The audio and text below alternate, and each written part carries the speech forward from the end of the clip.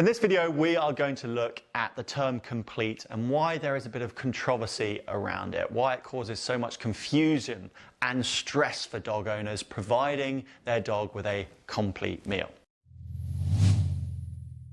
Remember, all you budding dog nutrition enthusiasts, to like and subscribe to this YouTube channel if you're interested in learning more. The FEDIAF and the AAFCO are the two regulatory bodies that govern the feeding requirements for dogs and for puppies, not Mother Nature, as it turns out. The members of these two bodies are companies that solely sell mass market processed foods, which is another conflict of interest, one of many that you will find in the pet food world. If you've ever decided to take on the task of making your dog a homemade meal and you've checked the feeding requirements for dogs, you will see how comically hard they are to follow. And it's no wonder why owners find the whole experience of making a simple homemade meal for their dog so stressful. Now, there are a few issues with the term complete. For a start, you cannot feed your dog the same meal every single day and expect that to be a healthy diet. That is nothing like how any other mammal or species on this earth lives.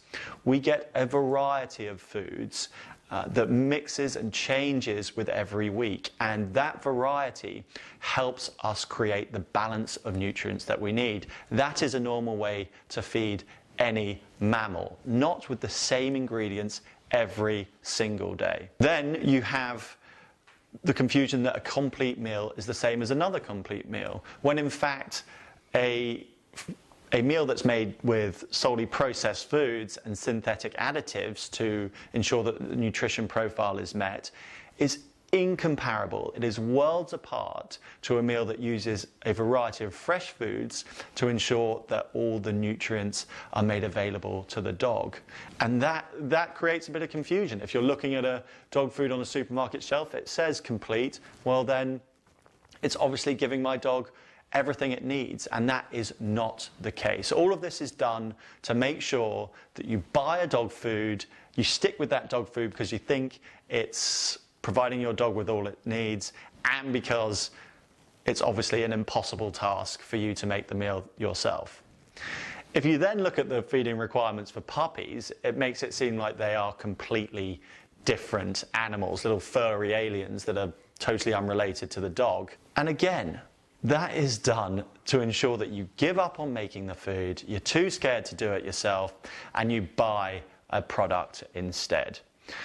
Homemade meals are incredibly simple, and having a basic understanding of balancing a meal appropriately for a dog and providing them with a variety of fresh foods is going to ensure that you are giving your dog everything they need and that they are going to receive all the benefits that are necessary for a long and healthy life. But you don't have to take on this task, because in this guide I provided recipes for all stages: early stage puppies, late stage puppies, adult dogs, all balanced appropriately. So stress no more. Take on the task of feeding a homemade meal. It is the cheapest way to feed your dog. It is the healthiest way to feed your dog, and it will also bring you much closer together with them. It will strengthen the bond, because sharing homemade meals is a massive part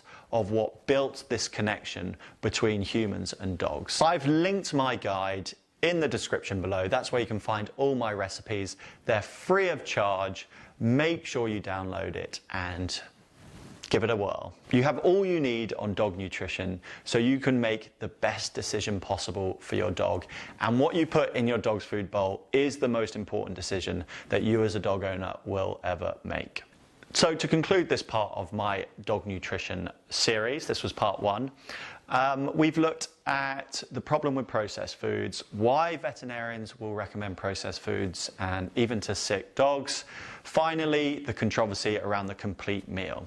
So that was the problem with dog foods. Now we're going to move on to learning a bit about dogs and how we can understand them better and use that understanding to implement a natural diet for them. That is in this video here. Make sure you watch it.